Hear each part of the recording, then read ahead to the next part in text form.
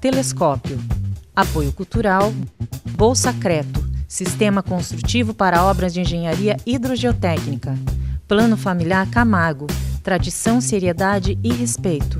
Jackson Nunes, a garantia de bons negócios sempre.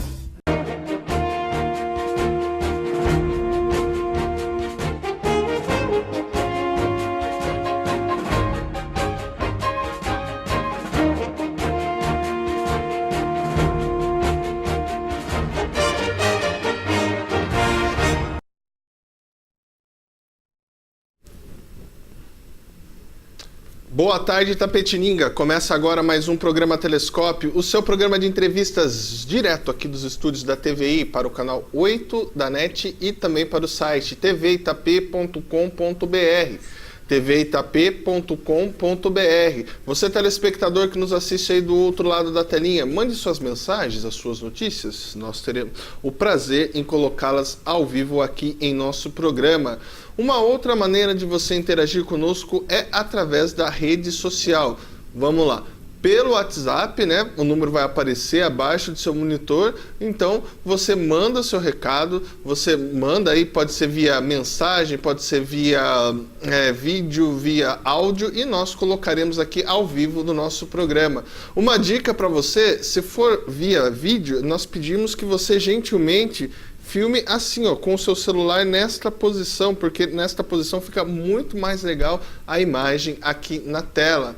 E também você pode entrar em contato conosco através do telefone 3527-8099 e também através do Facebook. Estou conectado aqui, iremos conversando e terei o prazer em passar a sua pergunta, mandar um abraço, igual todo mundo entra em contato conosco aqui via Facebook. 12 horas e 32 minutos aqui no meu relógio. Vamos às notícias aqui de Itapetininga, começando aqui pelo Jornal Correio, né? O Jornal Correio destacou aqui em sua matéria de capa: as inscrições para o Campeonato Municipal de Futebol Varziano começam no dia 5 de novembro. A competição terá duas divisões. Poupança soma 460 milhões em Itapetininga. Em relação a maio do ano passado, houve um aumento de 4% nos depósitos em agência da cidade. A informação é do Banco Central. Prefeitura promete concluir UPA em 2018, com quase 2 anos de atraso em relação à previsão inicial. As obras da UPA na região da Vila Camarão só devem começar a funcionar neste segundo semestre. Segundo semestre que já começou, né? Já estamos aí no mês 8, já passamos aí quase 2 meses do segundo semestre. E a Folha destacou aqui em sua matéria de capa: time vôlei 1 vence Ribeirão Preto pelo Campeonato Paulista. E temos jogo hoje do nosso time do vôlei 1. Amanhã nós com certeza passaremos o resultado. 6 cidades se reúnem em Itapetininga para discutir turismo. Representantes de Itapetininga, Sorocaba, Boituva, Votorantim, Piedade e Tatuí estiveram reunidos no Centro Cultural para elaboração de diagnóstico na área turística. Então, essas e outras notícias aqui também no jornal Folha de Itapetininga. Sua versão impressa, ela está nas bancas todos os sábados. Sem mais delongas, apresento para você o meu convidado dessa tarde, que iremos falar sobre o assunto ainda muito polêmico, pesquisando para fazer esse bate-papo aí. Vi que temos bastante coisas para conversar e para esclarecer as dúvidas sobre a reforma trabalhista. E recebo o advogado Thales Maciá Faria, que irá bater esse papo conosco. Thales, bem-vindo ao programa mais uma vez. Boa tarde. Boa tarde, é um prazer, uma alegria podermos estarmos aqui. Conversamos um pouquinho hoje sobre as reformas trabalhistas. Tô vendo que você já está com um livro grosso aí da CLT. Esse livro ainda vale, Thales, ou já temos que reeditá-lo? Esse livro vai ter que ser reeditado, né? Porque a reforma ela só será aprovada em novembro. Então, só a partir de novembro que nós vamos ter a CLT com as alterações que foram aprovadas pelo Congresso Nacional. Antes de falarmos nessa alteração, você utilizou, né, até a palavra será. Ela pode não vir a ser aprovada. tem alguns pontos que eu estou vendo aí que alguns políticos agora estão se manifestando o contrário, né? Ela já está aprovada, né? Mas você não vai encontrar hoje numa livraria jurídica a CLT com as reformas já aprovadas. Porque a legislação ela só vai entrar em vigor a partir de novembro de 2017. Então, a partir de novembro de 2017, você vai encontrar a CLT com as alterações sofridas, né? Então, acredito que as editoras que publicam as várias versões da CLT, elas devem estar se preparando para, a partir de novembro, já sair as edições com as alterações que aconteceram em julho. Uma das dúvidas constantes das pessoas, Thales, é em relação à jornada de trabalho. Como vai ficar hoje essa situação? Veja bem, a jornada de trabalho, pela Constituição Federal, ela é de 8 horas diárias e 44 semanais. Ela pode se exceder em até 2 horas, podendo chegar até 10 horas diárias, né? Agora, com a reforma trabalhista, a jornada de trabalho ela pode ser até num regime de 12 horas trabalhadas por 36 de descanso. Hoje se admite essa possibilidade. Existe também a outra circunstância que prevaleceu com a reforma trabalhista, que o acordado pode ficar acima do legislado. Então aí o empregador e o empregado podem negociar uma jornada de trabalho. Agora vamos lá por partes. Eu estou vendo que você está usando um verbo, né? E não só você, outros juristas também estão usando o verbo podendo. Esse podendo, o que deve significar aí para o trabalhador? Ele significa uma livre negociação entre o patrão e o empregado. Já que a gente está falando um pouquinho da jornada, eu vou usar o exemplo do banco de horas. Certo.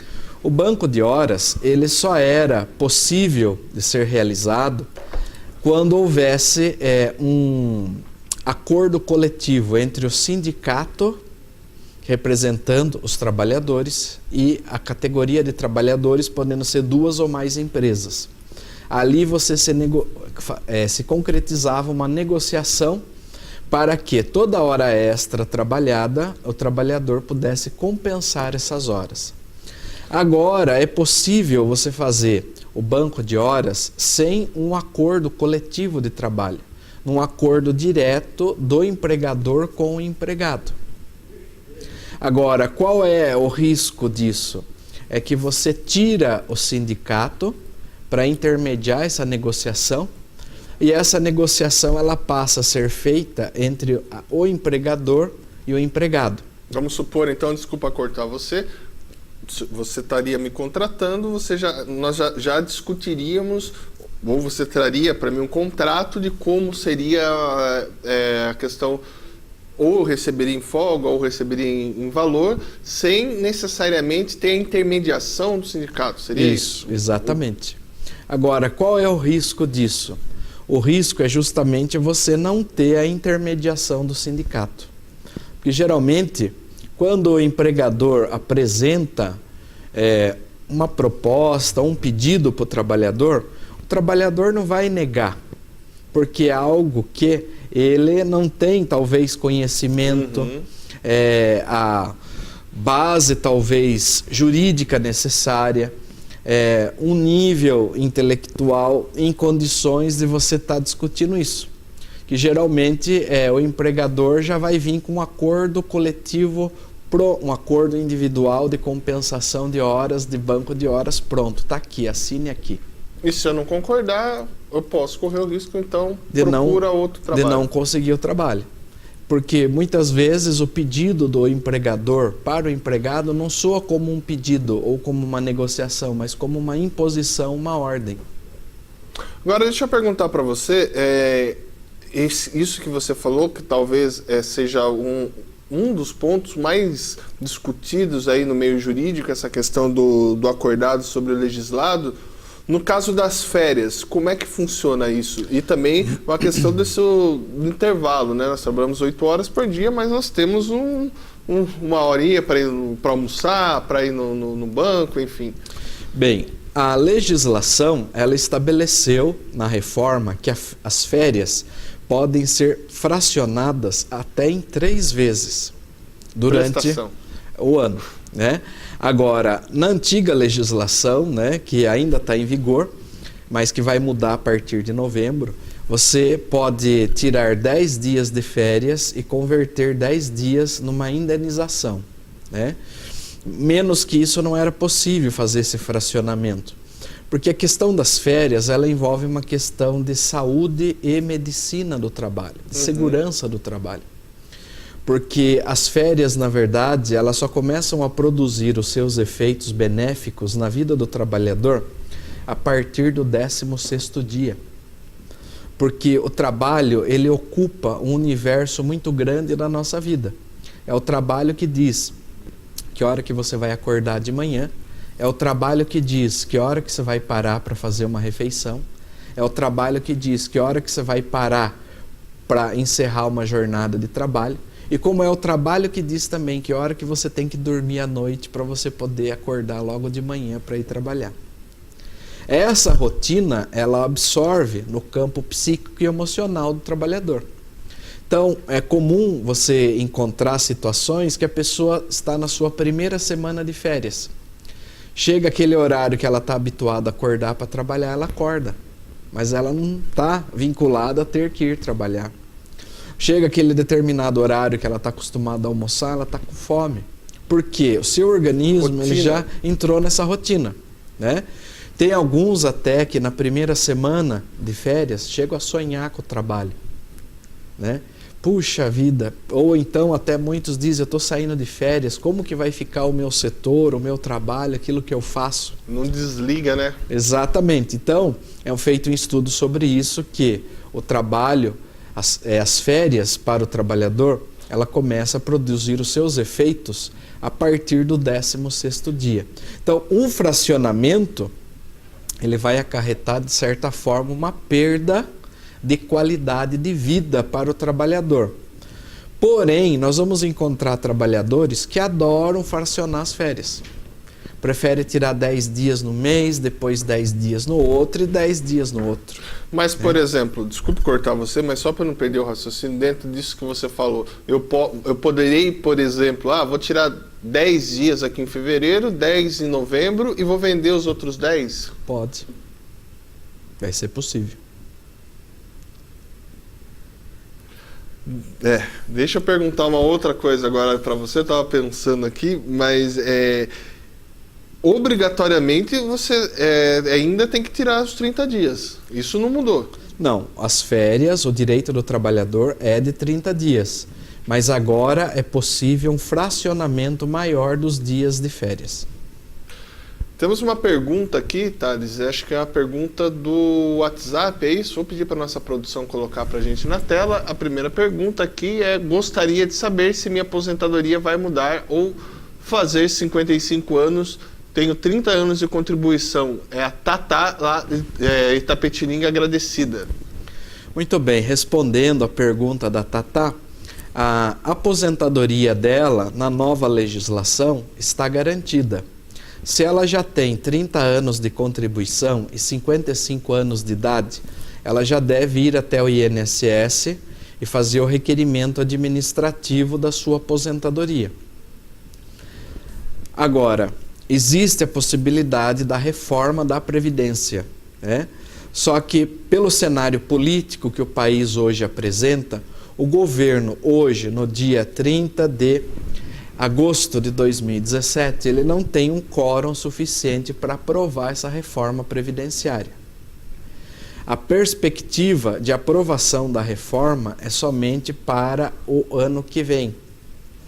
Para esse ano, pelo menos por hora, o governo ainda não tem a perspectiva de conseguir a aprovação da reforma da Previdência. Agora, se houver aprovação da reforma da Previdência, as mulheres elas vão ter que contribuir por 32 anos para ter direito à aposentadoria por tempo de contribuição. No caso da nossa telespectadora que está nos assistindo, a Tatá, ela já tem o requisito necessário para aposentar, que seria os 30 anos de contribuição, que é o que a lei exige hoje, né? Independente do requisito idade. Mas como ela já tem 55 anos, ela entra no sistema de pontos, que somando a idade que ela tem com mais o tempo de contribuição, ela tem 85 pontos. Então ela consegue aposentar com 100% do valor que ela contribui à Previdência sem cair no fator previdenciário.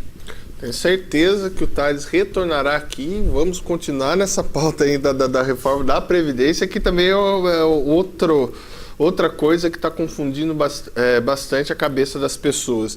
Se eu perguntar, Thales, uma coisa para você, esse modelo hoje que nós estamos vendo da reforma da CLT, né?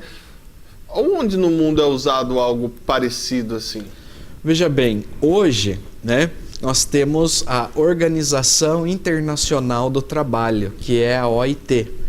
A OIT seria, guardadas as devidas proporções, como a ONU do Direito do Trabalho. Muito bem, ela edita uma série de orientações, de normas, algumas foram ratificadas pelo Brasil, inseridas no nosso ordenamento jurídico, né? Agora, a grande realidade é que o brasileiro, o Brasil, dentro da nossa cultura, né, ele não está preparado ainda para um sistema como esse que foi proposto na reforma. Porque a nossa grande dificuldade qual é? Hoje, ainda no Brasil, nós encontramos trabalho escravo, né, trabalhadores que trabalham em regime de escravidão, principalmente em trabalhadores que trabalham na zona rural. E uma essência do princípio do direito do trabalho é o princípio da proteção. Todas as normas trabalhistas, elas querem proporcionar uma proteção social para o trabalhador. Essa reforma, ela reduz drasticamente essa proteção social. E os países de primeiro mundo, existe uma livre negociação, existe uma coisa mais abrangente, mas a cultura é diferente e nós vamos encontrar também uma grande dificuldade, que é o valor da nossa moeda, o valor do nosso dinheiro. Por exemplo, um trabalhador na Holanda, ele trabalha 36 horas por semana. Não existe limite para a jornada, mas eles em livre negociação estabeleceram 36 horas por semana. Por quê? Porque com 36 horas por semana, ele assegura um ganho médio de 15 a 16 mil reais por mês. Se ele quiser trabalhar mais, ele vai poder trabalhar mais, ele vai ganhar mais. Mas o holandês está satisfeito com 36 horas por semana, com um ganho de 15 a 16 mil reais por mês. Sobra tempo para ele ter um lazer, sobra tempo para ele ter o espaço com a família, sobra tempo para ele prestar o culto de devoção à divindade a qual ele tem a sua devoção, e ele tem uma harmonia de vida melhor. Agora, qual é a realidade do Brasil hoje? Nós temos 44 horas de trabalho semanais e 8 horas diárias. Algum tempo atrás, falava-se em reduzir a jornada semanal de 44 para 40. Só que isso não ia equacionar o nosso problema social. Por quê? O direito do trabalho está muito atrelado à economia. Então, hoje, um trabalhador que ganha um salário mínimo, que hoje é R$ 937, trabalhando 8 horas diárias e 44 horas semanais, se você reduzir a jornada dele para 40 horas semanais, o que ele vai fazer? Ele vai dar um jeito de contratar um outro emprego, um outro trabalho.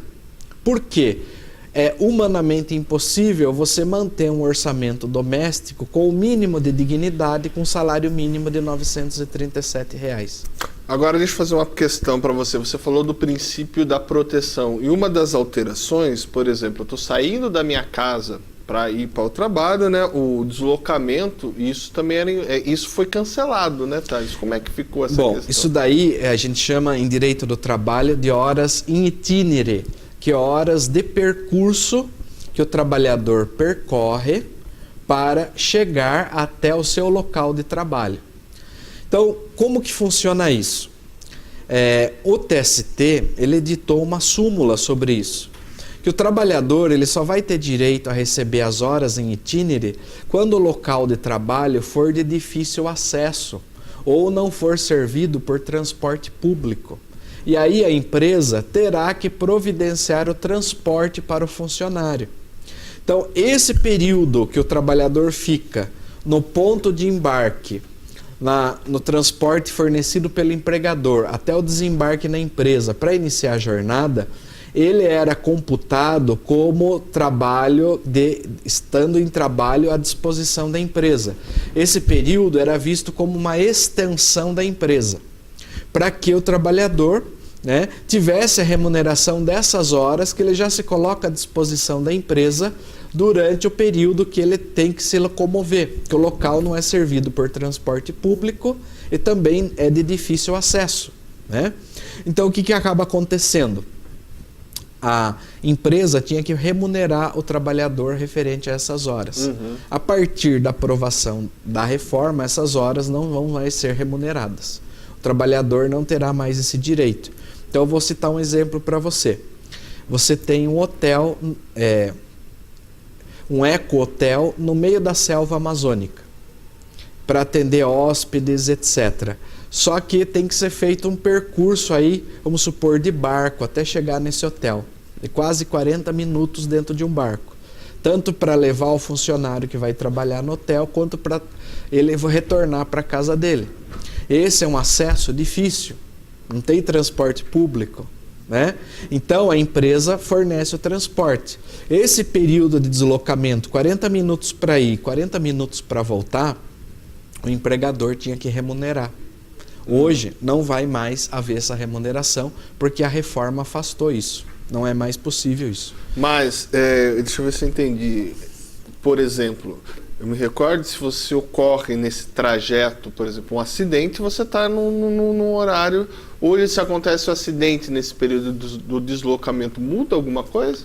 Não. Pela legislação previdenciária, que é a que trata do acidente de trabalho, o artigo 21 da Lei 8.213, ele diz que é considerado acidente de trabalho quando o trabalhador está indo ou voltando para o trabalho. Ou ele está no intervalo de almoço, ele saiu para almoçar ou está retornando. Se acontecer um acidente, é considerado acidente de trabalho. Continua valendo essa regra.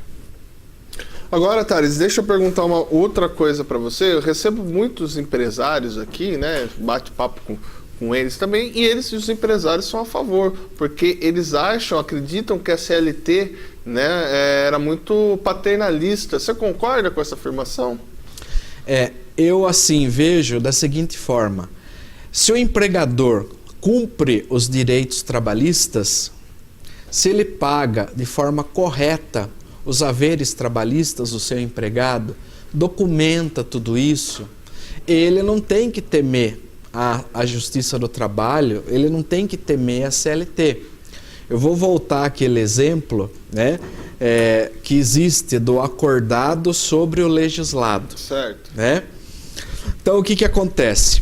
Antes, quando o trabalhador tinha mais de um ano de empresa, ele, quando dispensado, ele tinha que passar pelo Ministério do Trabalho ou pelo sindicato para homologar sua rescisão contratual. Agora, qual foi a finalidade em que se foi criado isso? É porque os trabalhadores, eles estavam sofrendo coação dentro das empresas para assinar uma rescisão que lhe era desfavorável. Por isso foi introduzida a homologação perante o Ministério do Trabalho ou perante o sindicato. Só que agora, com a reforma, tem algo que é um pouco mais ainda, que eu diria, leonino para o trabalhador, que o que é? A cada período trabalhado, o empregador pode agendar um horário no sindicato, né, para fazer uma rescisão de um período de 2, 3 anos de trabalho com uma quitação geral do contrato. em que se dá uma quitação geral para o empregador de 2, 3 anos de contrato, que vai impedir o trabalhador amanhã ou depois de entrar na justiça, reclamar o seu direito, se de repente ele percebeu que em relação àquele período ele teve lesão a algum direito dele. Então está afastando o trabalhador do seu acesso à justiça. E como eu disse, se o empregador, se o empresário, ele paga corretamente os seus haveres trabalhistas, né, com os seus funcionários, ele não tem que temer isso, né? Porque se nós falarmos aí em 2005, por exemplo, que a economia brasileira estava em alta, que a economia brasileira estava a plenos pulmões, né, que a gente poderia dizer, o que aconteceu? Estava sobrando emprego no mercado. E qual que era a legislação que estava em vigor? Era a legislação que hoje está vigorando e que em novembro será revogada. Então o problema de emprego no país, de contrato de trabalho entre empregador e empregado, não é a legislação que está barrando isso. O que está barrando as contratações é a economia, que é uma economia que encolheu, se retraiu por conta de uma má gestão pública, de uma má administração política do país. Agora, deixa eu, antes de eu fazer uma pergunta para você, marquei diversas outras questões aqui, mas vou aproveitar o gancho, vou chamar aqui um recadinho do restaurante Vila Rosa e também da Coelho Gesso para vocês. Vila Rosa Restaurante e Rotisserie, aberto todos os dias para almoço, com serviço de marmitex e um self-service com 20 tipos de saladas e pratos quentes, massas artesanais, pratos típicos da culinária brasileira e vários tipos de assados aos finais de semana. Espaço para seu evento empresarial ou com amigos e familiares para o jantar, com várias opções de cardápios. Vila Rosa Restaurante e Rotisserie, Rua Quintino Bocaiúva, 929, Centro, Itapetininga. 3272-5430. Com experiência comprovada, a Coelho Gesso está no mercado há 17 anos, oferecendo serviços em gesso para a área interna e vendas de materiais para gesseiro. Agora também com venda de peças de cimento para áreas externas. Coelho Gesso, oferecendo sempre uma solução inteligente e econômica para quem precisa reformar ou construir. Voltamos em Itapetininga aqui com esse primeiro bloco aqui do programa Telescópio. Hoje estamos falando sobre a reforma trabalhista com o advogado o Thales Faria, que está batendo esse papo conosco. Mas a nossa equipe também hoje esteve nas ruas de Itapetininga, Thales, e entrevistou, conversou com as pessoas, tirando as dúvidas, né? São diversas as dúvidas que nós temos. Até vocês, juristas, eu vejo que tem algumas dúvidas. Quanto mais a população. Vamos à matéria que o nosso repórter Luiz Ramos ele fez lá no centro da nossa cidade, com algumas pessoas, saber o que as pessoas acham também dessa questão da reforma trabalhista. Estou aqui agora com o Gumercindo. Gumercindo, o que você está achando da nova lei da reforma trabalhista? Eu acho que, na verdade, nós precisávamos, né, de uma reforma trabalhista. Ainda é muito novo, né? Tem muitas dúvidas, mas de qualquer jeito nós precisamos agora ver qual vai ser a atuação prática dela, né?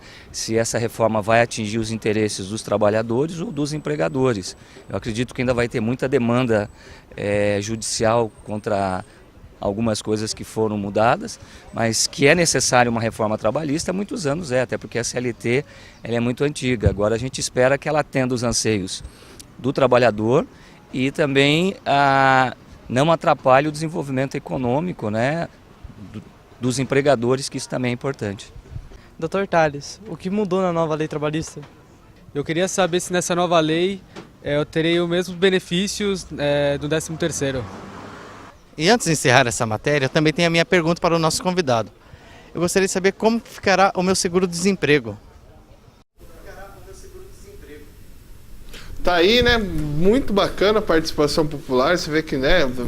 Até o Gumercindo, um abraço especial ao Gumercindo também, que trouxe a questão, e outros convidados também aí que participaram. Passa a bola para você, Thales. Bem, o que o Gumercindo colocou é uma coisa que é o anseio de toda a sociedade brasileira, né? Que os empregadores, dentro da sua atividade econômica, eles possam crescer, eles possam prosperar, como também os trabalhadores encontrem mais possibilidade de emprego, de trabalho, e o crescimento e a proteção social que se espera para o trabalhador. A Constituição Federal, ela traz 3 princípios que regem, né, o direito do trabalho. O direito do trabalho, ele tem que preservar e promover a dignidade da pessoa humana, o valor social do trabalho e a função social da propriedade. Como que isso funciona? A dignidade da pessoa humana, o trabalhador já traz consigo, por ser um ser humano, quando já é contratado. O valor social do trabalho é entender que o trabalhador entrega a sua força de trabalho para o empregador a troco de uma verba alimentar para a sua sobrevivência, para a sua subsistência. E o empregador, em contrapartida, ele tem toda a organização empresarial, ele tem toda a sua estrutura econômica. Então, a sua empresa, ela tem uma função social perante a sociedade. Certo. Né? Agora, se a reforma trabalhista vem para promover isso, a reforma trabalhista é bem-vinda. A reforma trabalhista é muito desejada, muito querida. O grande problema é que essa reforma trabalhista que aí está e vai entrar em vigor, ela está violando esses 3 princípios. E, ao mesmo tempo, ela está diminuindo a proteção social dos trabalhadores, né? E, ao mesmo tempo, ela não vai ser um canal ou um caminho para se gerar novos empregos.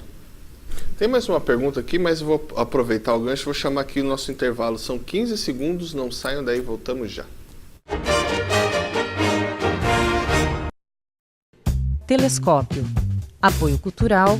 Bolsa Creto. Sistema construtivo para obras de engenharia hidrogeotécnica. Plano Familiar Camargo. Tradição, seriedade e respeito. Jackson Nunes. A garantia de bons negócios sempre.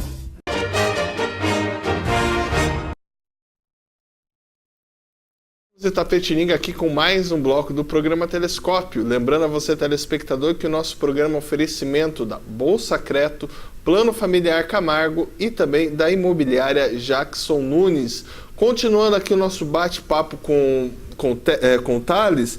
Thales, ficaram 2 questões, né? A questão do seguro-desemprego e a questão do 13º. O seguro-desemprego, ele vai permanecer como está. Terá direito ao seguro-desemprego o trabalhador que for dispensado da empresa, né, sem justa causa.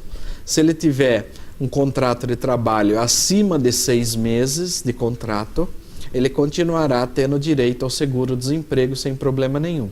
Agora, se o trabalhador pedir demissão, né, para sair da empresa, ou se ele quer fazer um acordo com o empregador para ser dispensado, ele não vai ter direito ao seguro-desemprego. E o 13º também permanece? 13º permanece como está, não teve nenhuma mudança. E uma outra pergunta também, a participação, a PLR, né, a participação dos lucros, ela também não foi alterada? Não, porque a participação nos lucros ou resultados, ela permanece nos contratos de acordo ou de convenção coletiva.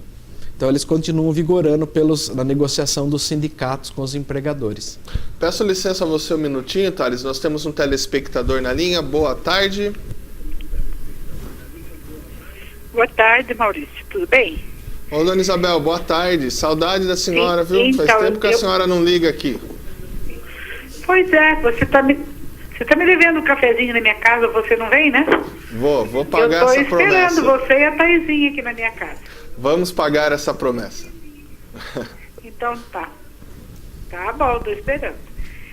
Eu vou falar com o Thales. Thales, meu já antigo conhecido, né? Thales, eu trabalhei muitos anos lá, né? No Fórum, o Thales, um excelente advogado, sempre esteve lá. Sempre essa calma, essa tranquilidade aí que eu invejo. Né? Um homem de Deus, realmente. Thales, quero fazer, assim, não é nem bem uma pergunta. Eu quero saber de você, eu estou muito preocupada com as pessoas que já estão trabalhando no regime CLTista já há algum tempo. Assim que for aprovado, né, for aprovada a reforma, eles vão perder vão passar todos para a mesma legislação, eles vão perder todo esse direito que eles tinham atrás, ou eles vão permanecer no antigo regime. E outra coisa, eu fico preocupada também com o desemprego, porque vai aumentar, eu acredito. Eu não confio nessa reforma. Os empregadores, eles vão estar assim, tão seguros que, coitado dos funcionários, dos empregados, né? Salve-se quem puder, né? Ou quer ou não quer. E quanto a nós que somos funcionários, né, do Estado, nada vai mudar, ou você acredita que alguma coisa ainda entre nessa reforma? É isso aí. Boa tarde, muito obrigado e Deus abençoe a todos. Uma boa tarde para todos nós. Amém. Muito boa colocação, hein? Boa tarde, Isabel. Obrigado pela sua participação. Como vai ficar a situação? Os contratos de trabalho que ainda estão em vigor, eles vão sofrer os efeitos da nova legislação. A nova legislação será aplicada aos contratos de trabalho que estão em vigor. Automaticamente? Automaticamente. Agora, os contratos de trabalho que terminarem até um dia antes da entrada em vigor, né, da reforma trabalhista, será aplicada a legislação da CLT sem a reforma. Não entendi. Veja bem, existe um dia D para entrar em vigor a reforma. Vamos supor, dia 15. Dia 14, todos aqueles, vamos supor que perderam o seu emprego até o dia 14, vai ser aplicada a legislação antiga. Da data que entrou em vigor a lei, dia 15 para frente, os que estão com o emprego em vigor, com o contrato de trabalho em vigor, vai já se aplicar automaticamente a nova legislação. Então, por exemplo, um trabalhador que foi dispensado hoje, né? Ele deseja entrar com uma ação trabalhista reclamando alguns direitos. Se ele for entrar com essa ação trabalhista em dezembro ou janeiro do ano que vem, esse contrato de trabalho dele vai se aplicar à CLT sem a reforma. Thales, agora vamos supor, dentro do seu raciocínio aí, que, nossa, hoje também foi outra aula que você deu aqui pra gente no programa. Eu estou, né, automaticamente, o que que estava lá na CLT antiga, passa a ser a nova. E aí eu trabalhava 40 horas, vamos supor. Aí meu chefe pode chegar e falar, viu, Maurício Herman, é o seguinte, a partir de agora é 45 horas que você vai trabalhar, né? Porque agora a gente mudou o acordo, agora eu estou fazendo esse acordo com você. Vai ser dessa forma? Sim, os empregadores vão chamar os trabalhadores para essa negociação. Agora, qual é a situação do trabalhador em relação ao empregador? É uma relação de dependência e de subordinação. Por quê? Como eu disse algum tempo atrás, o trabalhador, ele entrega a sua força de trabalho para ter o quê? Salário, meios de subsistência, de sobrevivência, né? Agora, se alguém que tem o capital, tem o empreendimento, tem o poder econômico nas suas mãos, chega para você e diz assim, olha, nós temos que negociar a jornada de trabalho, porque agora não pode ser mais 40, a gente vai passar 45, 46, por um acordo de livre negociação, e nós temos que fazer esse acordo, porque aqueles que não aceitarem não vão continuar na empresa. O trabalhador vai acabar aceitando e se sujeitando a isso, porque ele depende do seu trabalho, do seu emprego para sobreviver. Deixa eu fazer uma outra pergunta para você agora. Como é que fica então aí a questão, por exemplo, teoricamente, claro, as críticas aos sindicatos, né? Mas teoricamente o sindicato é aquele que vai defender a categoria. Como é que vai ficar a questão do imposto sindical? E o sindicato não terá nenhum outro papel? Um dos principais papéis dos sindicatos era essa defesa? Veja bem, a contribuição sindical, ela deixa de ser obrigatória e passa a ser facultativa. Isso, de certa forma, vai causar um enfraquecimento dos sindicatos. Só que aí, por uma questão de justiça, nós precisamos traçar aqui um divisor de águas. Nós temos os bons sindicatos que defendem a sua classe trabalhadora, que lutam por ela, que fazem assembleia, que negociam com a empresa, né? Principalmente o sindicato dos metalúrgicos, sindicato de bancários, de grandes empresas, instituições, eles fazem um papel muito importante. Só que nós temos que ressaltar que muitas vezes toda regra comporta uma exceção. Nós temos, infelizmente, sindicatos que foram instrumentalizados, na verdade, não para a defesa do trabalhador, mas que muitas vezes estão nem um pouco preocupados com o trabalhador. Nós temos casos aí de sindicatos que o presidente dos sindicatos, ele fica 20, 25 anos como presidente do sindicato, a mesma pessoa. Não tem renovação, não tem mudança. Isso não pode continuar, isso não pode acontecer, porque a pessoa naturalmente acaba se acomodando, né? Então é saudável essa concorrência, o processo eleitoral para a escolha do presidente, várias chapas.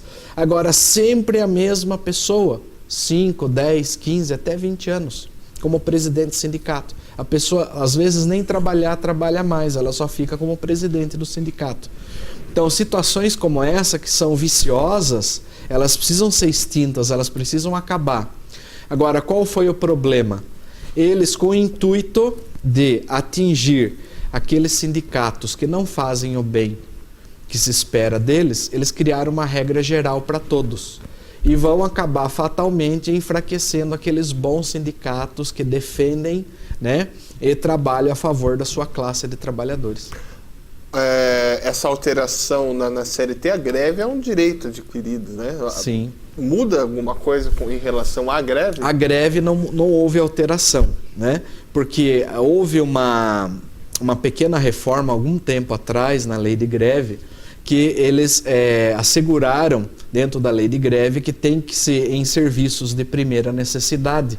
Mesmo que aconteça a greve, eles são obrigados a manter esses serviços de primeira necessidade em funcionamento. Mesmo que seja talvez numa escala um pouco menor, mas o serviço não pode parar totalmente, porque a greve é um direito do trabalhador. Antes de continuarmos nosso bate-papo, vamos aqui um recadinho da imobiliária Jackson Nunes e também da El Shaddai. Jackson Nunes Negócios Imobiliários, imóveis diversos, empreendimentos e administração de obras. Acesse www.jacksonnunes.com.br. Jackson Nunes Negócios Imobiliários, garantia de bons negócios sempre. Quer comprar, vender, trocar, financiar ou consignar o seu veículo? El Shaddai Veículos, uma concessionária especializada em vendas de carros 0 km e seminovos de várias marcas. Faça sua visita!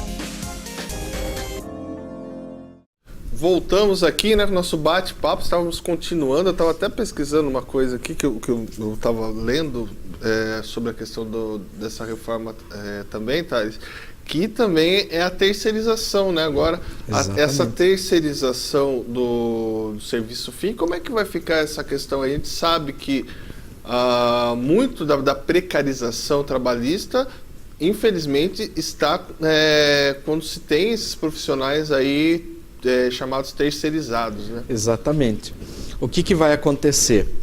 Na lei de terceirização, antes da reforma, né, era possível, por exemplo, né, vamos imaginar uma situação. Eu sou dono de uma escola e tem alguns professores que dão aula para mim. Aí eu quero terceirizar a mão de obra dos professores. Contrato você para dar aula na minha escola. Só que hoje, né, de acordo com a reforma, vai ser possível o quê? Eu fazer um acordo com você, que prevalece acima do legislado, para pagar para você o valor da hora-aula 50% menor do que o professor que eu tenha contratado diretamente comigo. Então isso vai causar uma precarização. O que pode acontecer? Muitas escolas dispensarem os seus professores e só contratarem os terceirizados.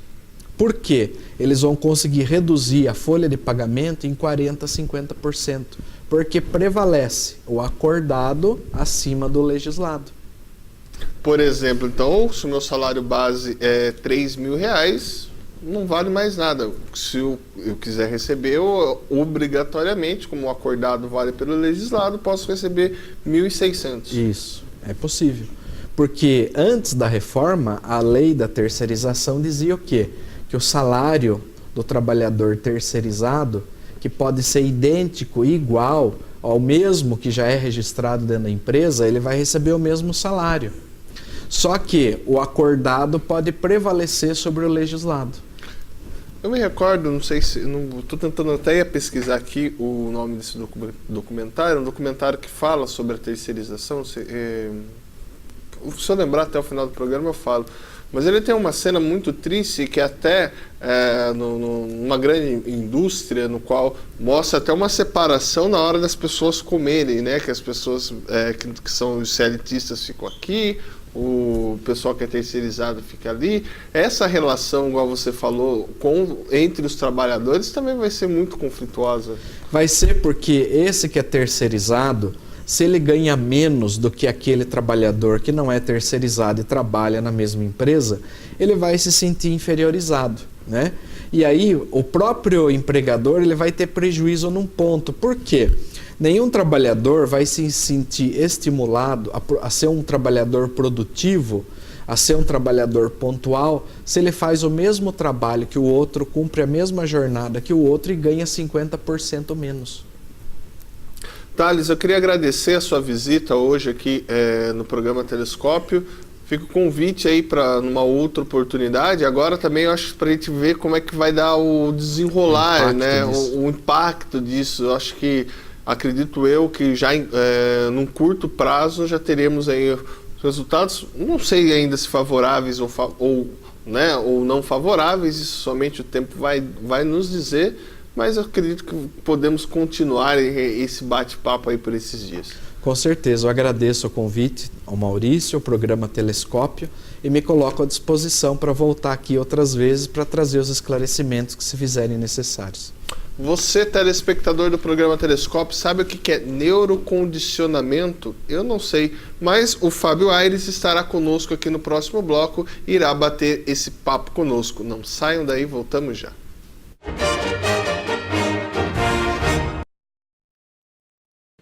Telescópio. Apoio Cultural. Bolsa Creto. Sistema construtivo para obras de engenharia hidrogeotécnica. Plano Familiar Camargo. Tradição, seriedade e respeito. Jackson Nunes. A garantia de bons negócios sempre.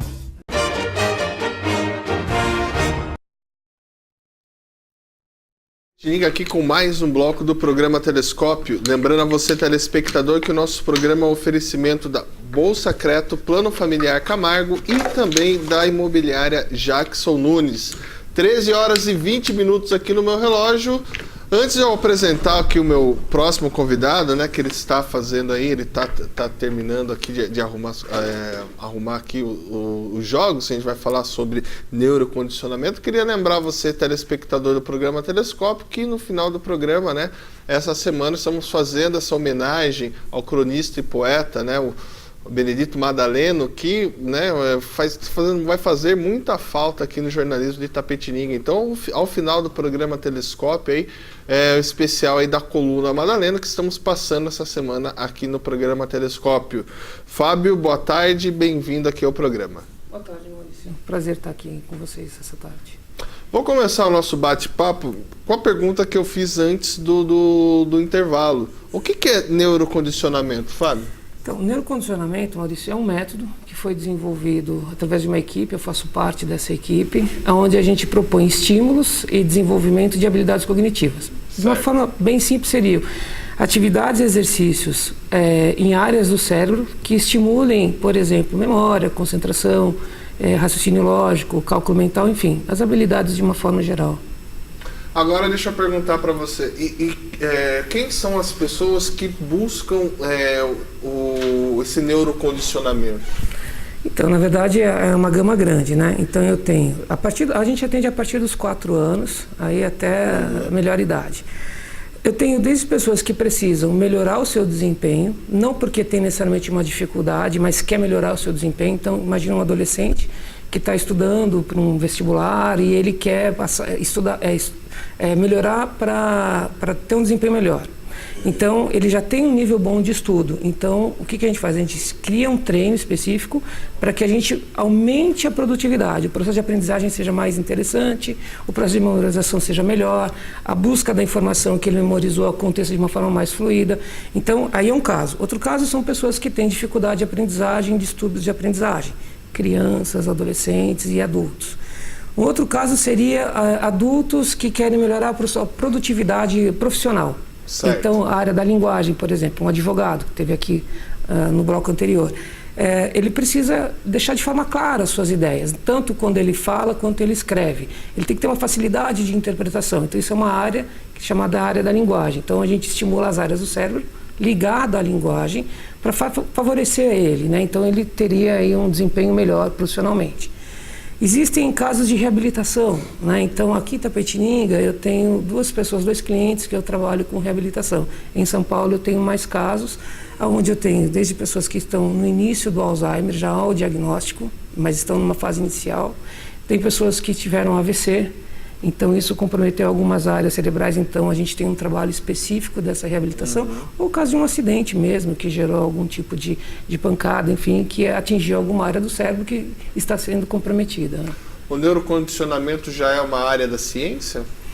A base dele a gente usa a neurociência, né? A neurociência, ela é uma área razoavelmente nova, né? Não é agora que ela está acontecendo, mas ela está ficando cada vez mais conhecida neste momento, né?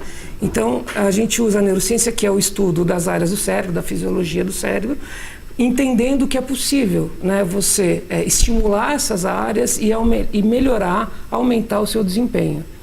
Vou te dar um exemplo.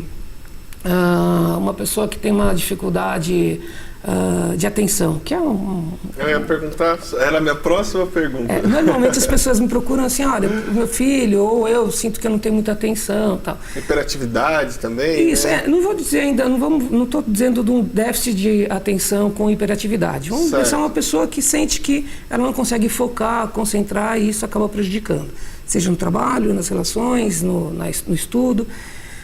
É possível você estimular áreas do cérebro para que você aumente a sua concentração, o seu foco, a sua concentração. Com isso, a sua atenção melhora. Mas não adianta só fazer esse trabalho, eu tenho que pensar também que existem os ruídos, que a gente chama na neurociência. Então, assim, eu quero prestar atenção, mas a televisão está ligada porque alguém está ouvindo, ou tem gente conversando, e eu tenho que saber lidar com isso. Então, a gente chama isso de atenção focada. Então, você tem que trabalhar a atenção de uma forma geral, mas também você tem que trabalhar a atenção focada, porque na vida real é o que vai acontecer, né? Agora, deixa eu perguntar para você uma outra coisa também. Estou vendo que você está com jogos, né? São jogos? São alguns jogos. Como que chegou o neurocondicionamento a esse método, né, de desenvolvimento através de jogos, dos jogos? Então, na verdade, Maurício, já existem alguns trabalhos aí com atividades, com exercícios, né? O que a gente trouxe, na verdade, são jogos que existem alguns no mercado, né? Tem aqui, por exemplo, esse daqui é um jogo comercial chamado Jenga. Então, existem alguns jogos que estão no mercado e nós adaptamos eles. E outros que são estudados e desenvolvidos para isso. Então, por exemplo, eu tenho esse cubo aqui. No primeiro momento, as pessoas acham que é um cubo tradicional, aquele cubo mágico. E, na verdade, ele é um cubo elástico. Então, eu entrego isso para o meu aluno, para o meu cliente, e eu peço para que ele monte. Isso é um processo, ele não vai fazer isso de repente. Aqui eu estou trabalhando algumas habilidades, né? Então, no primeiro momento, viso-percepção, no segundo momento, concentração, e aí e raciocínio lógico. A partir do momento que ele monta isso, eu tenho que apresentar um outro jogo para ele, que tem um maior nível de dificuldade, para que esse desafio gere o que a gente chama de mais inteligência. De uma forma simples, seria mais inteligência. Então, os jogos, na verdade, eles são criados a partir de estudos. Eu tenho alguns jogos, por exemplo, esse jogo aqui. Peraí, deixa eu só pedir, só para voltar, por exemplo, mas existe, você estava com ele montado e falou que pediu para a pessoa desmontar. Pode ser o inverso também? O montar? O montar? Não, é isso mesmo. Na verdade, ela desmonta, né? No primeiro momento, ela vê a formação dele, né? Um cubo 3x3. Então, eu peço para ela fazer uma análise, né? Fazer uma descrição, para que ela observe com com mais detalhe, e ela desmonta, ela abre o cubo. A partir daí ela tem que montar, o desafio é montar o cubo, não é o desmontar, né? Acho que eu não me expressei bem. Uhum. Então, aqui eu estou trabalhando 3, 4 habilidades. Então, depende da necessidade da pessoa, eu vou utilizar esse cubo. E aí, esse aqui é um primeiro cubo. Eu tenho outros cubos que aumenta o grau de dificuldade. Aí você analisa, por exemplo, o tempo, vamos supor, né? O tempo que ela vai conseguir montar isso? Não necessariamente, no primeiro momento não. Nesse cubo aqui isso não acontece, isso acontece já com o cubo mágico, aquele cubo tradicional multicor. Então assim, o primeiro momento é conseguir montar o cubo.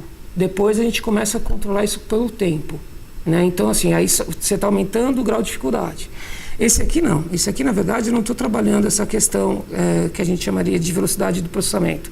O que eu estou trabalhando aqui é visopercepção, concentração, atenção, raciocínio lógico. Então, são jogos diferentes. Eu tenho, só para te dar um exemplo... Certo.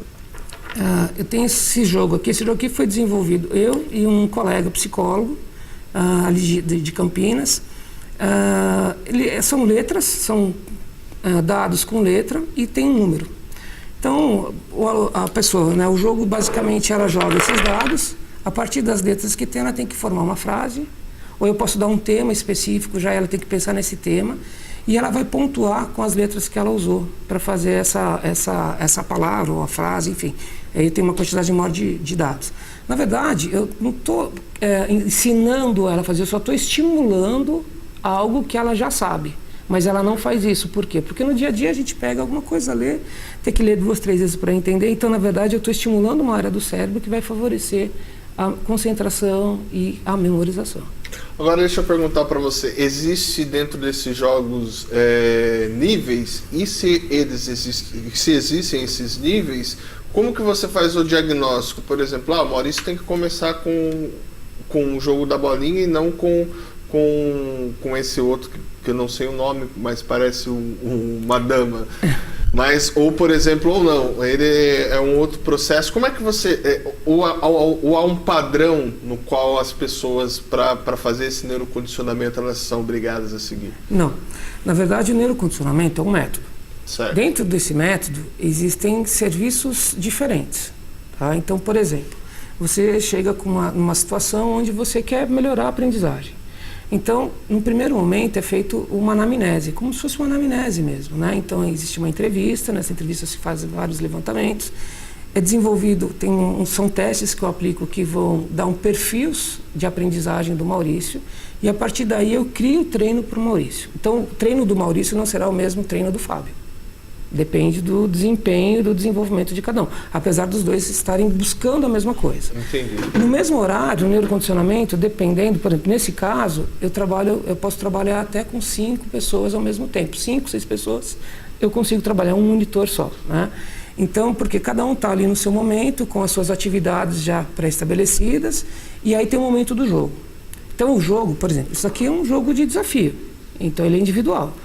Isso aqui já precisa de 2 pessoas. Então é importante quando eu tenho outra pessoa, porque que o cliente não jogue só com o monitor, que ele jogue com outro aluno, com alguém que também está numa situação muito próxima da dele, porque aí o desenvolvimento é diferente. E aí cabe então ao monitor estar orientando e fazendo as intervenções necessárias durante o jogo, né? Durante o momento ali do lúdico, né? Eu queria perguntar uma coisa para você, como é que funciona... Eu tô chamando de tabuleiro. É um tabuleiro, né? Esse daqui, né? É. Então, esse jogo chama quarto, tá? Então, assim, um jogo, não sei se vai dar para mostrar detalhes, mas essas peças, elas têm 2 formatos. Então, você tem a quadrada e a redonda. Você tem tamanhos diferentes, né? Tem com 4 andares e 3 andares. Além disso, você tem peças de cor diferente, e algumas peças que é chato a parte de cima e marcado a parte de cima. Então, o que acontece? A gente tem que tirar do padrão. Então, no primeiro momento, quem joga acha, eu tenho que colocar as peças de uma determinada forma que eu vou ganhar.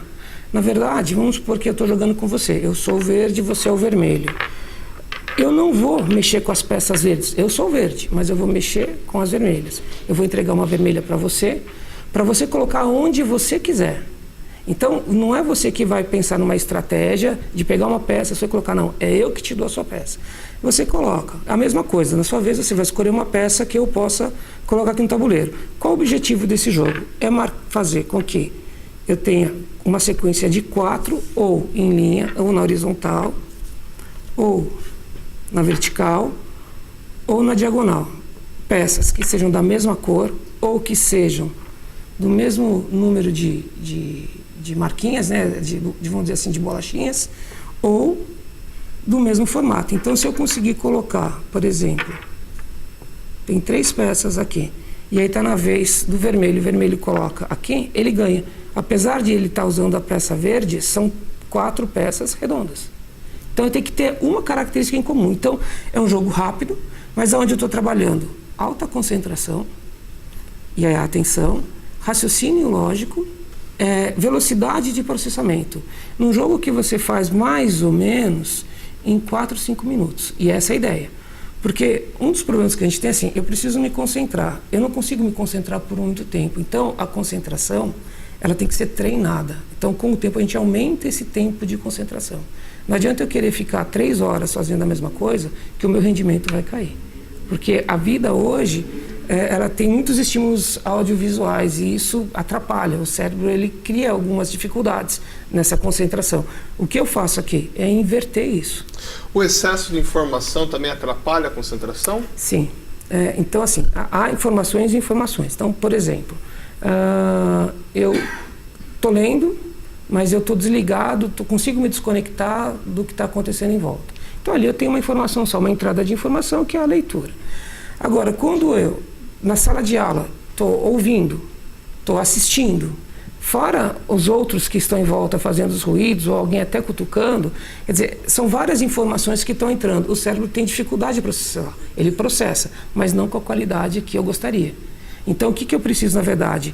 Eu preciso criar no meu cérebro condições, a gente chama de redes neurais, para que facilite essa concentração. Então, elas existem, mas elas não são exercitadas no dia a dia. Então, por isso a gente propõe no neurocondicionamento esses exercícios. Criar redes neurais novas e utilizá-las para que isso facilite quando você precise. Eu estava pesquisando para a gente bater esse papo, daí escapou o nome daquele negocinho que fica fazendo skin, é spin? Alguém pode ajudar? Que criançada hoje, sabe? Sei, aquela que eles ficam girando, spin. Ficam girando, spin, né? Isso. Isso realmente ajuda na concentração? O que você estudou? Você chegou a ler alguma coisa sobre isso? Então, recentemente eu faço parte, né, de uma equipe de estudo lá da Unifesp, e aí são vários profissionais e a gente estava discutindo isso. Não há um estudo sério que comprove isso. Existem algumas discussões, existem algumas tentativas de se provar isso, mas não existe nada que comprove de fato que isso facilita a concentração. Né? Assim, dentro dos princípios ligados à neurociência, ainda não existe. Antes de a gente continuar nosso bate-papo aqui, nós temos um recado, né, da Renovação Católica Carismática para vocês.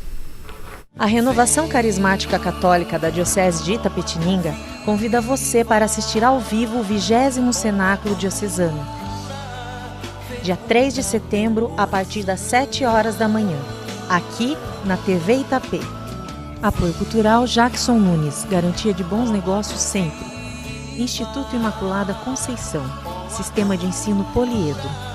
Ensinar valores, uma lição para a vida. Jackson Nunes Negócios Imobiliários, imóveis diversos, empreendimentos e administração de obras. Acesse www.jacksonnunes.com.br. Jackson Nunes Negócios Imobiliários, garantia de bons negócios sempre. Voltamos aqui em Itapetininga, mais um bloco do programa Telescópio. O bate-papo é com o professor Fábio Aires, que está falando sobre neurocondicionamento conosco. Fábio, outros jogos de tabuleiro, eles contribuem também para a concentração? Sim. Vou dar um exemplo clássico, né? O jogo de xadrez. Né? É um jogo extremamente interessante, desenvolve várias habilidades, ele contribui nesse desenvolvimento dessas habilidades, mas qual é o problema? O problema é que é um jogo demorado. E aí acaba gerando um certo desinteresse para aqueles que não conhecem e não têm a prática do jogo ainda. Né? Então, eu, por exemplo, utilizo o xadrez. Mas eu mudo algumas regras, eu adapto o xadrez para aquilo que eu quero e no segundo momento a gente joga como se deve mesmo. né? Tem uma forma, até um outro momento a gente pode falar, existem alguns jogos que são jogos cooperativos, eu utilizo alguns jogos cooperativos. E tem um jogo que foi desenvolvido por um colega que é um jogo, chama xadrez cooperativo, né? Então, na verdade, as regras são diferentes, onde o rei e a rainha precisam visitar os outros reis, que seria o seu adversário, para que ele ganhe. Então você tem que facilitar a chegada do rei e da rainha adversária. E aí não tem perde, os dois ganham. Ou os dois perdem, ou os dois ganham. Então assim, é uma adaptação do jogo de xadrez. Existem alguns jogos, por exemplo, o jogo de dama. O jogo de dama a gente também adapta ele, o jogo da velha. Eu tenho ele em tabuleiro, mas é um outro jogo, mas é o princípio do jogo da velha, que vai favorecer, na verdade, o desenvolvimento dessas habilidades. Mas, só para ficar claro, não é o jogo da velha mesmo, é um jogo da velha com regras completamente diferentes. E aí sai daquela questão da normalidade, né? Então, assim, eu apresento isso para um aluno, ele fala, mas é um jogo da velha, isso é um jogo simples. Aí eu apresento as regras, e ele, não estou entendendo. Por quê? Porque está cristalizado aquele jogo da velha tradicional. E aí quando você faz essa proposta, é aquele jogo que é muito simples, ele se torna um pouco mais complexo, e aí eu consigo estimular as áreas que me interessam do cérebro. Fábio, fazer uma pergunta para a gente para o intervalo. Esse condicionamento, neurocondicionamento, seria um recondicionamento? Porque nós temos essa capacidade de concentração, mas o cotidiano, né, faz com que, independente da idade, você acabe perdendo, né, essa concentração. Então, tem duas questões, Maurício. Primeiro, assim, existe uma perda que é natural, que faz parte da nossa natureza humana, né? Então, com a idade, você vai ter a perda natural. A questão é que hoje, o mundo que a gente vive, principalmente com esse mundo digital, a informação muito rápida, isso tem sido acelerado, esse processo. Então, assim, ele estimula em algumas áreas, mas o problema é que sempre são os mesmos estímulos na mesma área. Imagina uma academia que alguém vai fazer exercício de braço e só faz exercício de braço. Então ele fica com o braço grande, muito musculoso, mas desproporcional ao restante do corpo. No cérebro, só fazendo uma relação, seria isso. Você tem muitos estímulos em algumas áreas do cérebro e não estimula as outras áreas que são fundamentais para a aprendizagem. É como se você falasse assim, Fábio, é possível ser mais inteligente, aumentar a inteligência? Sim. Sempre que você aprende, você fica mais inteligente. Você pode ficar inteligente de um dia para o outro. E é como se fosse uma escala mesmo, o degrau que eu estou subindo. Quando você tem os estímulos adequados, você aproveita melhor isso. Quando você não tem esses estímulos, aí você sofre para conseguir conquistar e chegar onde você quer. Maravilha. Antes de continuarmos nosso bate-papo, vou chamar aqui os nossos apoiadores culturais. É rapidinho, voltamos já.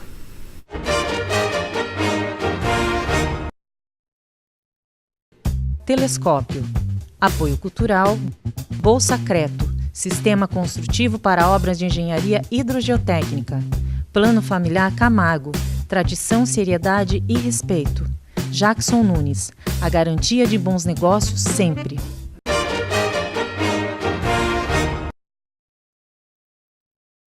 Voltamos aqui em Itapetininga, o bate-papo hoje é sobre neurocondicionamento com o professor Fábio. Fábio, você queria falar um pouco sobre a sua formação, qual é a sua formação e no que você vem se especializando aí?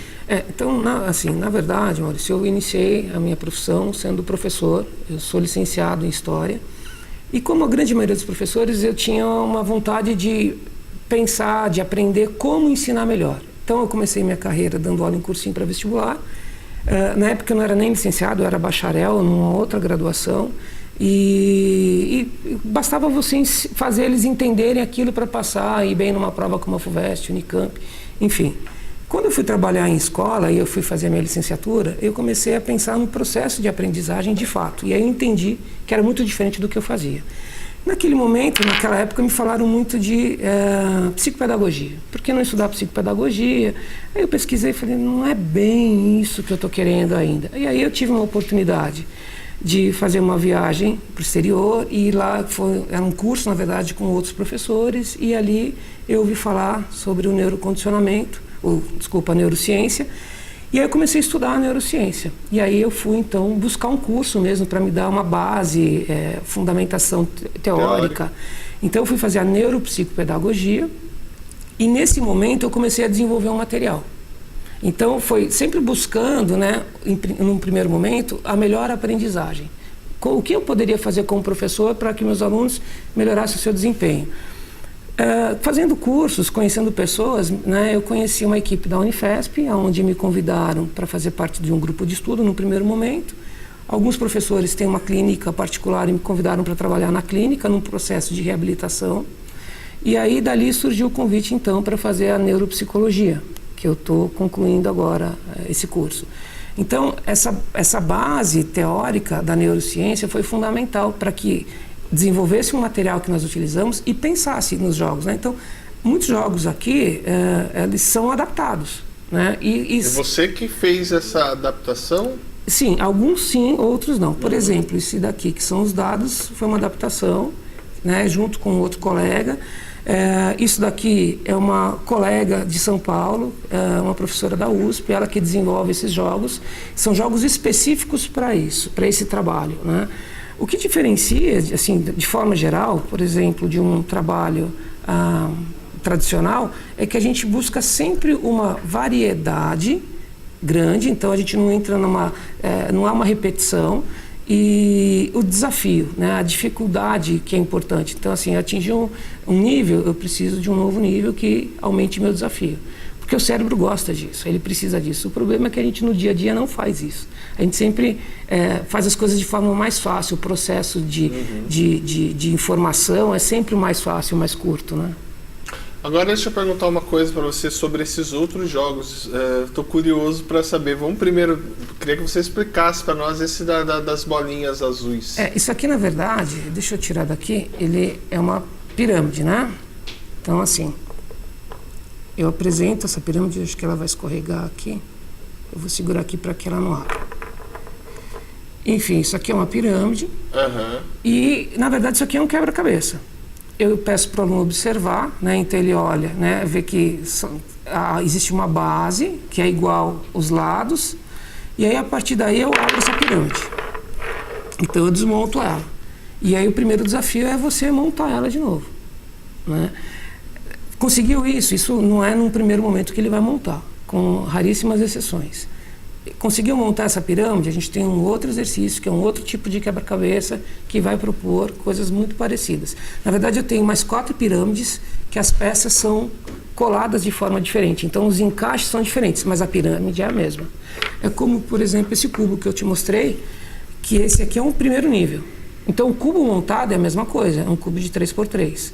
Mas os encaixes aqui do elástico são diferentes. Então, aí você tem um grau de dificuldade maior. Então, eu preciso, na verdade, eu uso os jogos, o lúdico, porque ele favorece o desenvolvimento. É como se isso acelerasse o processo de estímulo e desenvolvimento cognitivo. Existem alguns jogos, você até tinha me perguntado dos jogos, eu não trouxe aqui, mas existem alguns jogos que são importados, infelizmente, no Brasil, por uma questão de custo. E como é algo novo, esses jogos não chegam aqui. Então, eles acabam tendo um custo alto, né? Portugal e Espanha são 2 países que investem pesadamente, a França um pouco também, mas investe pesadamente nisso. Então tem muito material que eu acabo trazendo de lá, né? E, como eu falei, tive uma facilidade porque eu tive contato com alguns profissionais de lá, e esses jogos são extremamente aproveitados, extremamente importantes para esses estímulos. Eu não sei se eu posso falar assim, se é um tratamento de neurocondicionamento, mas qual é o tempo, por exemplo, que se for um tratamento tem um tempo, não sei se... Depende. Então, por exemplo, se você faz um trabalho, em princípio, para você melhorar a sua aprendizagem, é um trabalho de estímulo e desenvolvimento cognitivo para que aumente seu rendimento, sua produtividade, aproximadamente 1 ano e meio.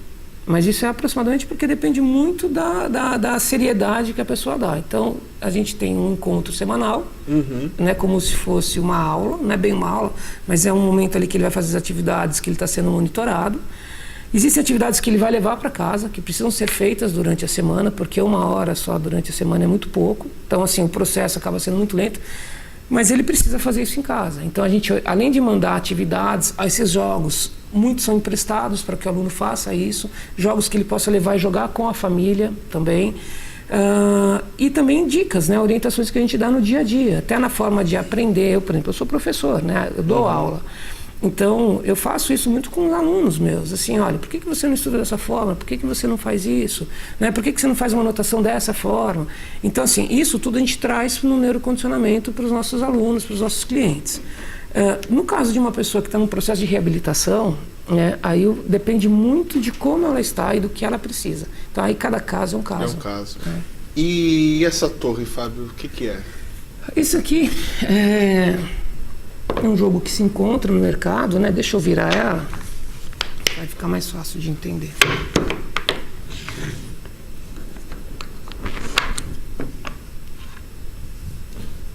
Então nós chamamos esse jogo de terremoto. Basicamente tem um jogo chamado Jenga, que você encontra no mercado igual a ele. E a regra do jogo, em princípio, é, né, tirar uma peça. Deixa eu ver uma que esteja solta aqui. E colocar aqui em cima de novo. E aí, se tem 5 pessoas, cada hora um vai tirar, até que ela caia. Perde quem derrubar a torre, né? Eu utilizo ela de várias formas, é o que eu te falei, de adaptar o jogo, né? Então, assim, eu posso jogar com você e a proposta é, vamos aumentar, vamos construir novos andares. Então, eu tirei essa peça e você, de repente, vai querer tirar uma peça que pode derrubar, eu posso... Maurício, pensa bem se essa é a melhor. Olha o movimento que está fazendo quando você tira. Será que vai equilibrar? Será que vai cair? Então, assim, o objetivo dos 3, é aumentar essa torre. Uma outra forma de jogar, que eu utilizo muito, eu coloco mensagens. Então, eu escrevo, por exemplo, palavras ou ditadinhos populares, alguma coisa, e isso vai estar encaixado aqui dentro. A partir do momento que eles vão tirando, eles vão tendo que montar. Então, aqui sai uma palavra, um outro tirou uma palavra, e ele vai ter que criar uma frase a partir dessas palavras. Então, eu estou trabalhando com uma outra área do cérebro dele. Então, além de ele ter um momento, né, de concentração, de atenção, por exemplo, isso aqui eu uso muito com pessoas da terceira idade. É muito bacana, né? Até porque ela é de madeira, então ela tem um peso diferente, e aí eles ficam todos preocupados em tirar, quer dizer, vamos dizer assim, esses 30 segundos que eu estou aqui concentrado tentando tirar, eu estou, na verdade, exercitando uma área do cérebro, né, que está ligado à concentração. Então, e aí tem aquela coisa, o outro, não, mas aí será que vai derrubar? Será? Então, é muito bacana, e aí tem esse estímulo, não, vamos fazer de novo. Então, o se divertir na hora do jogo é fundamental, porque isso estimula. Essa questão da diversão, Fábio, é muito bacana, porque até eu vejo, assim, de observar as pessoas, ou filhos de amigos, até os meus próprios, quando você vai, principalmente o do cubo mágico, as pessoas desistem. Acontece isso no começo, as pessoas, eu não vou conseguir, Fábio, montar esse... Acontece, assim, uma quantidade razoável de pessoas que no primeiro momento não consigo, isso não é para mim. A gente percebe nas atividades, antes dos jogos a gente já percebe isso, né? Então, por isso que é importante no primeiro momento, né, essa análise da pessoa, do cliente, ser importante, porque eu preciso mostrar que ele é capaz. Então aí a gente está trabalhando com uma questão ligada à autoestima, mas eu não posso fazer uma coisa muito simples, porque aí para ele não faz sentido nenhum aquilo. Então, assim, a gente tem que, de forma lenta e gradual, aumentar o grau de dificuldade. Mas ainda assim existe aquele momento de falar, não, isso aqui não vai. Então aí cabe ao monitor, né, de dar algumas orientações para que ele consiga chegar no objetivo. No segundo momento, vamos repetir isso e você vai fazer agora isso sozinho. A gente dá um tempo, né? Então, assim, hoje eu tenho aproximadamente 82 jogos, mais ou menos. Então, assim, é difícil de eu ficar repetindo o jogo com eles. Então, num outro dia, numa outra semana, vamos fazer isso de novo? Ah, mas eu não lembro. Você tem condições, vamos lá. Então, assim, a gente na neurociência, a gente estuda muito essa questão do pensamento positivo, né? Então, no neurocondicionamento, a gente tem um olhar grande para isso. Até, de certa forma, te respondendo, não sei se você já ouviu falar do Mindfulness. Mindfulness é uma técnica de meditação, a tradução seria concentração plena. A gente utiliza isso no neurocondicionamento. Eu tenho um material próprio que eu desenvolvi de Mindfulness. Eu não dou o curso, porque aí eu não posso focar outras coisas, mas eu coloco ele dentro do neurocondicionamento. Então, eu trabalho com os meus alunos a questão da ansiedade, a questão da autoestima, e a meditação contribui muito para isso. É uma técnica muito simples, rápida, que você pode fazer caminhando, você pode fazer na hora que você deita, você pode fazer na hora que você está comendo. Então, é muito interessante, né? Então, isso gera o que a gente chama de plasticidade cerebral. Ele contribui para a mudança, as novas conexões, a formação de novas redes neurais. Então, a meditação por si só já contribui para isso, mas junto com o trabalho que a gente faz, isso potencializa, né? Fábio, muito legal, né? São diversas outras questões que veio aí na mente quando a gente lê, mas ouvir uma pessoa falando, né? A compreensão é também muito diferente. Eu queria agradecer a sua visita aqui, né? Parabéns aí pelo trabalho aí. Para mim, isso foi um universo novo aí, não tinha esse contato. Fica aí o convite também para outras oportunidades, você retornar aqui e a gente continuar esse bate-papo. Eu agradeço o convite, né? Eu acho que essa possibilidade de poder falar um pouco disso é fundamental. Num outro momento a gente pode até conversar, de repente, numa outra vez eu vir aqui dar algumas orientações para os telespectadores, coisas que a gente pode fazer em casa, que possam contribuir, que não deixam de ser exercícios cerebrais, uma ginástica cerebral, né? E aí eu convido quem tiver mais interesse a entrar em contato pelos nossos telefones, enfim, querer conhecer um pouco mais, agendar uma aula experimental. Quem tiver interesse, o nosso telefone é 15, né? 99600-1441. Pode repetir, Fábio? 99600-1441. Ou a nossa página do Face, que a minha empresa chama Espaço Conhecer e Aprender. Então é só colocar ESP de Espaço Conhecer e Aprender, e aí ali tem várias informações, dicas, enfim.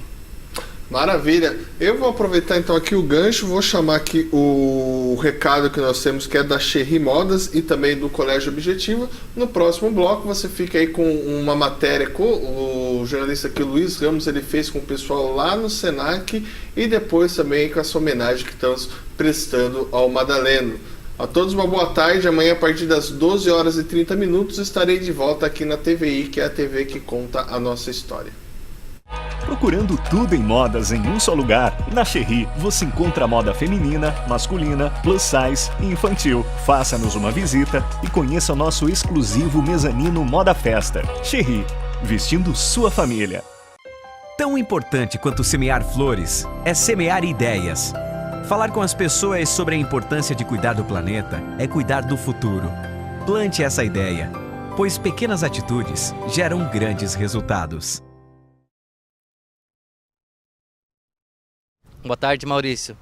Hoje eu vim acompanhar a campanha da coleta de resíduos eletrônicos aqui em Itapetininga, que está sendo realizada pela Escola Senac. Bom, Maurício, estou aqui agora com a Simone Zanforlin, ela que é tutora do projeto e vai falar um pouco mais sobre a gente agora. Simone, como foi a ideia desse projeto? Quem que são as pessoas envolvidas, os tutores? Pode estar me falando? Esse projeto ele nasceu faz 6 anos, nós estamos na 6ª edição. Esse é um projeto que foi criado pelos jovens do programa Aprendizagem, com a ideia de que eles conhecessem toda essa temática da questão dos eletrônicos, até porque jovens são os mais impactados pelo consumo e acabam trocando seus equipamentos eletrônicos com muita frequência. E a partir desse início de projeto, o nosso grupo da ecoeficiência, porque o Senac tem um grupo de ecoeficiência em toda a sua rede, que cuida da gestão de todos os resíduos, esse grupo também nos acompanha. E esse projeto foi crescendo e outras parcerias foram sendo feitas. Então, além dos jovens da aprendizagem, nós temos o grupo da ecoeficiência, nós temos a participação da prefeitura nos dando um suporte logístico no município. Outras escolas foram impactadas pelo projeto. Hoje, por exemplo, a Escola Sebastião Vilaça é uma grande parceira nesse projeto. De lá saem toneladas de resíduos, porque os alunos também compram esse projeto com a gente, participam, compreendem a importância. Nós temos as empresas parceiras, que esse ano é a Sucata Digital. Essas empresas, elas trabalham recolhendo esse material, fazem a triagem de todo esse material, separam esse material e eles são encaminhados para a indústria, onde eles voltam a ser matéria-prima na composição de novos produtos. A ideia é que a gente consiga diminuir o volume de massa que vai ser jogado nos lixões. Infelizmente, nós não temos outro lugar para depositar esses resíduos na cidade. Esses resíduos são resíduos contaminantes. todo tipo de eletrônico tem algum tipo de metal pesado e isso contamina o solo e aí contamina a todos nós. Então, o valor desse projeto, ele nasce educacional, é esse o primeiro objetivo, e educar a toda a população também, para que assuma a sua responsabilidade com relação aos eletrônicos, né? Esse consumo nosso constante, essa modernidade, nós queremos tecnologia, isso é ótimo, mas nós também precisamos nos responsabilizar pelos resíduos que estamos gerando. E a ideia é chamar para a responsabilidade de todas as pessoas. E quais são os materiais que estão sendo utilizados para a coleta? Bom, todo tipo de eletrônico. Ligou na tomada, nós estamos arrecadando. A sucata digital vai fazer essa triagem. O que nós estamos fazendo também hoje é uma coleta de pilhas. O Senac também está coletando pilhas. Nós só não estamos trabalhando com lâmpadas, porque lâmpada tem um outro processo e aí não faz parte desse projeto. Mas todo tipo de eletrônico. Nós temos celular, nós temos notebook com problema, nós temos TVs, então uma infinidade. E, enfim, ligou na tomada, não está servindo mais, pode encaminhar. Tem uma coisa bacana também de ressaltar, que é assim, não são só coisas que estão estragadas. Às vezes o material está em desuso porque está obsoleto, mas ele funciona.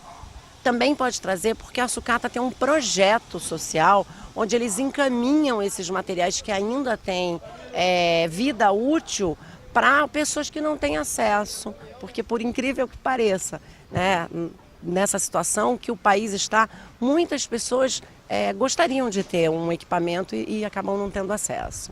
Então, nós estamos hoje durante todo o dia aqui na Praça do Rosário, em frente à nossa primeira unidade do Senac em Itapetininga. Nós começamos às 9 da manhã e vamos até às 5 da tarde, recolhendo todo tipo de eletrônico. A Prefeitura disponibilizou o nosso apoio logístico para a retirada de equipamentos de grande volume, de grande massa. Então, durante todo o dia, nós estamos aguardando a população que venha, que participe com a gente desse projeto, que é um projeto de jovens para a cidade, para conscientização da importância da reciclagem de eletrônicos.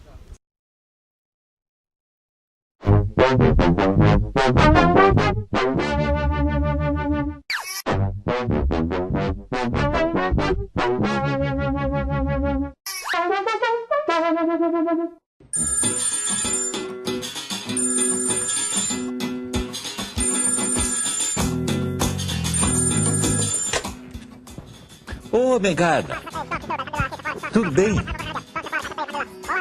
Eu soube que você entrou no comércio de Marmitex, que está vendendo marmitas, inclusive marmita mensal? Ah, tá indo bem. Eu vi um comentário que é a melhor marmita da querência. Ah, mas na sua marmita, por enquanto, ainda não vai aquela linguiça lá? Pois é, menina. Os jovens que criaram a linguiça de peixe estão de parabéns. Enriqueceram a gastronomia. Inovaram.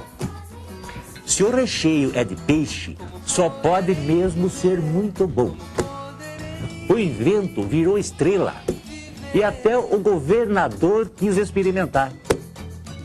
Dizem que já fez um estoque no Palácio dos Bandeirantes. E da próxima vez que a Polícia Civil cercar o seu castelo, vai receber todo mundo com café, pãezinhos e, claro, linguiça. Não conheço pessoalmente os laboriosos inventores, mas estou orgulhoso de saber que são gente aqui, desta cidade. Pois é, Nengar. Lindo, fantástico, maravilhoso. Mas por que batizaram sua iguaria de Linguifish? Os estudantes não vivem no Brasil. O escamoso que recheia a tripa não é a tilápia, que também é fulano tupiniquim. Não devemos culpar os alunos pela baita gafe. Jovem é jovem, tá ligado? É natural que cometa alguns pecados, coisas da idade. Porém, a diretoria da FATEC, que permitiu o batismo da criatura em inglês, não cabe perdão. Nada justifica denominar uma criação tão nossa em outra língua que não seja a flor do lácio. Seus alunos, geniais, diga-se de passagem, não têm criatividade suficiente para batizar o seu invento em vernáculo pátrio, a direção da faculdade poderia convocar a Vossoroca inteira para dar nome à linguiça revolucionária.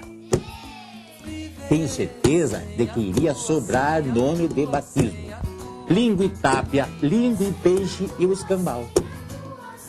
Ou será que o corpo dirigente da gloriosa faculdade nunca ouviu falar em neologismo?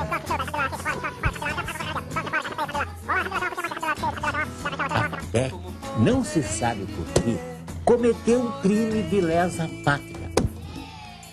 Qualquer escola que se preze deve zelar pela veneração à língua de Camões. Jamais se postar na humilhante posição de colonizado. Ou será que todos os diretores dessa casa de ensino são agentes da CIA disfarçados? Só faltava essa, Mengar. Dá até para imaginar a estratégia. Primeiro, domina seu verbo que viceja no Ringão. Adeus Manuel Bandeira, Machado de Assis. Instaura-se a teocracia de Shakespeare e Babal. Cadê o Brasil? Tomou do Rio. Em seguida, os marines avançam pelo rio Itapetininga no submarino nuclear e conquistam a Vossoroca. Fácil, né? Peixe é peixe e pronto. Quem quiser comer fish, que se escafeda lá para as bandas do Afeganistão, Iraque, Chechênia. O MEC precisa tomar urgentes medidas contra esse atentado à nossa língua-mãe. A Academia Brasileira de Letras deveria entrar na peleja em defesa do velho e bom português e mostrar serviço. Onde já se viu. Já não basta o descalabro linguístico que é o fishing park. Para que essa subserviência ao tio Sam? Para que esse eterno estar de cócoras para o inglês ver? Sabe, Mengardo? Meu amigo deles, dos bons times, levanta uma questão metalinguística e filosófica para chuchu. Será que chamaram de língua e fish porque a próxima será de pacu? Ih, a Mengardo ficou brava.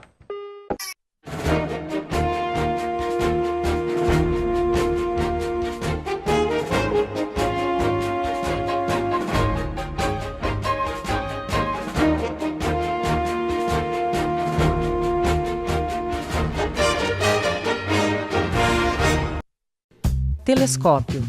Apoio cultural.